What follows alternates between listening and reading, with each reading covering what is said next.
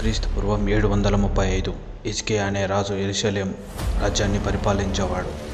ఆ కాలంలో బబులోను రాజు హిజ్కియాకి మంచి స్నేహితుడు. హిజ్కియాకి ఆరోగ్యం బాగలేదని పరామర్శించడానికి బబులోను రాజు దూతలని పంపుతాడు. అక్కడ హిజ్కియా చేసిన తప్పు ఏమిటంటే రాజ్యాన్ని, దాని వైభోగాన్ని వారికి చూపిస్తాడు. యెరూషలేంలో ఆ సమయానికి యెషయా అనే ప్రవక్త ఒకడు ఉండేవాడు.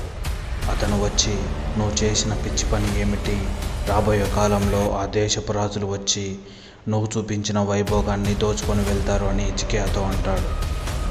ఈ వచనం మనం 2వ రాజులు 20వ అధ్యాయము 12వ వచనం వరకు మనం చూడగలుగుతాం. సుమారు 100 సంవత్సరాల తర్వాత క్రీస్తుపూర్వం 606లో బబులోను రాజు అయిన నెబుకద్నెజర్ యూదా దేశం మీద పడి మొత్తం దోచుకున్నాడు.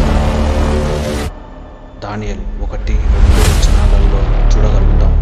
ఇంత గొప్ప రాజు అయినప్పటికీ ఎలా